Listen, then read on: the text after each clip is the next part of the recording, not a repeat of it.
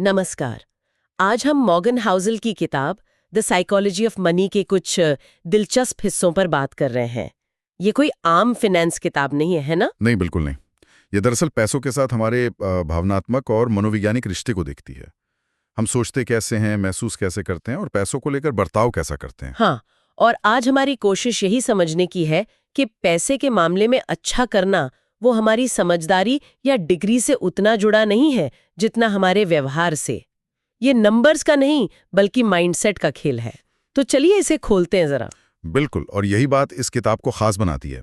ये सीधी साधी टिप्स या रणनीतियों के बजाय मानवीय प्रवृत्तियों पर फोकस करती है, जैसे लालच, खुशी, डर, जोखिम, ये सब चीजें। अच्छा, तो पहली और शायद सबसे बड़ी बात जो हाउसल कहते हैं, कोई भी पागल नहीं है, सुनने में थोड़ा अजीब लग सकता है, पर उनका मतलब है कि हर कोई अपने निजी अनुभवों के आधार पर ही पैसों के फैसले लेता है। हाँ बिल्कुल, जैसे जिसने कोई बड़ी मंदी देखी हो वो शायद निवेश से थोड़ा डरेगा, और जिसने सिर्फ तेजी देखी हो वो शायद ज्यादा उत्साहित होगा, है ना? सही। तो ये तरकीन होना नहीं है, ये बस इंसान होना है, अपने अनुभवों से सीखना। और ये समझना महत्वपूर्ण है, क्योंकि तब हम दूसरों के फैसलों को जज नहीं करते, हम थोड़ा हमदर्दी से देख पाते हैं।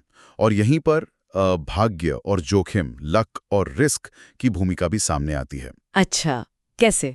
देखिए, हाउसल कहते हैं कि सफलता हमेशा पूरी तरह से कमाई हुई नहीं होती, और विफलता भी हमेशा आपकी गलती नहीं होती। बिल गेट्स का उदाहरण लीजिए। सही समय पर सही स्कूल में कंप्यूटर तक पहुंच होना, इसमें कहीं ना कहीं भाग्य का एक तत्व था। ऐसा नहीं कि मेहनत नहीं थी, पर भाग्य ने भी साथ दिया। तो मतलब मेहनत और सही फैसलों का कोई मतलब नहीं, सिर्फ भाग्य? नहीं नहीं, ऐसा बिल्कुल नहीं। हाउसल ये नहीं कह रहे कि मेहनत बेकार है, वो बस ये याद दिला रहे हैं कि हमें भाग्य और जोखिम जैसी अदृश्य ताकतों को भी ध्यान में रखना चाहिए। थोड़ी विनम्रता रखनी चाहिए अपनी सफलता या दूसरों की विफलता को देखते हुए। ये दिलचस्प है। और इसी से जुड़ी एक और सोच है जिसके बारे में वो आगाह करते हैं, वो कभी पर्याप्त नहीं वाली मानसिकता। हाँ, ये बहुत खतरनाक है। मतलब जब लोगों के पास ठीक ठाक पैसा होता है तभी वो और ज्यादा के पीछे भागते हैं, और कई बार इस चक्कर में अपनी इज्जत, आजादी, परिवार सब कुछ दांव पर लगा देते हैं। बिल्कुल, ये जानना कि कब रुकना है, गोल पोस्ट कहाँ है, ये शायद सबसे जरूरी स्किल है। और ये चक्रवृद्धि ब्याज या कंपाउंडिंग से कैसे जुड़ता है? आपने वॉरेन बफेट का जिक्र किया था। हाँ, देखिए, वॉरेन बफे की लगभग 99% दौलत 50 साल की उम्र के बाद बनी। क्यों? क्या वो हर साल सबसे ज्यादा रिटर्न कमा रहे थे? नहीं। तो फिर? क्योंकि उन्होंने बहुत जल्दी शुरुआत की और वो टिके रहे, सालों साल, दशकों तक। कंपाउंडिंग का असली जादू लंबे समय तक टिके रहने में है। सबसे ज्यादा रिटर्न पाने से भी ज्यादा जरूरी है लगातार अच्छा रिटर्न पाना और खेल में बने रहना। समझ गई। धैर्य और निरंतरता। और हाँ, एक और बात थी, अमीर बनना और अमीर बने रहना, ये दो अलग चीजें हैं। हाँ, बिल्कुल अलग, एकदम। अमीर बनने के लिए शायद आपको जोखिम उठाना पड़े, आशावादी होना पड़े। सही। लेकिन अमीर बने रहने के लिए उसके लिए चाहिए मितव्यता, थोड़ी विनम्रता और थोड़ी सी चिंता।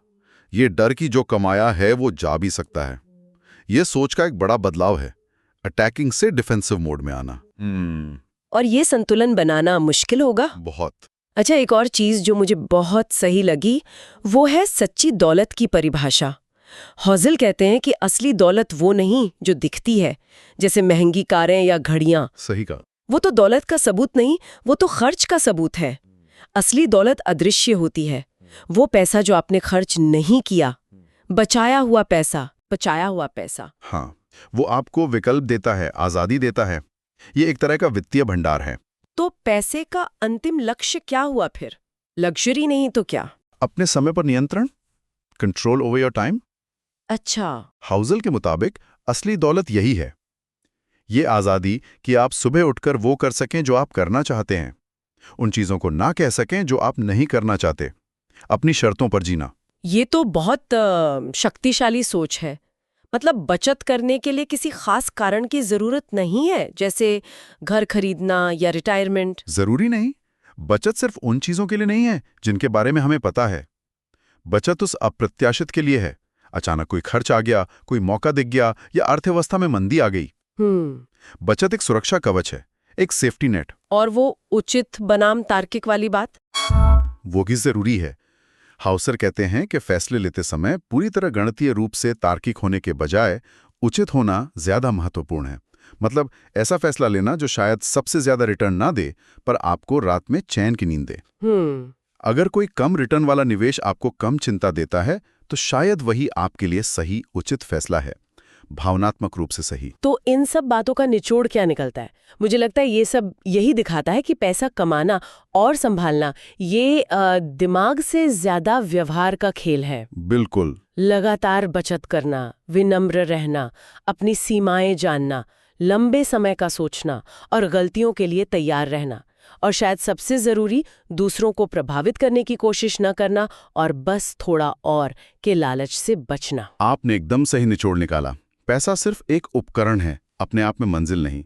और हम इस उपकरण का इस्तेमाल कैसे करते हैं, कमाना, बचाना, खर्च करना, निवेश करना, इसके पीछे का मनोविज्ञान किसी भी वित्तीय सिद्धांत से ज्यादा शक्तिशाली है। हाँ, सबसे अच्छे वित्तीय निर्णय वही हैं जो हमें सुरक्षित, स्वतंत्र और नियंत्रण में महसूस कराते हैं, सिर्फ अमीर नहीं। यहाँ एक विचार सोचने के लिए छोड़ जाते हैं हम सब के लिए। अगर पैसे से जुड़े हमारे फैसले इतने व्यक्तिगत और भावनात्मक होते हैं और वो समय के साथ बदलते भी रहते हैं, तो कोई ऐसी फाइनेंशियल योजना कैसे बना सकता है जो न सिर्फ बाजार के उतार चढ़ाव के साथ चले, बल्कि हमारी बदलती सोच, ज़रूरतों और सपनों के साथ भी कदम मिला सके?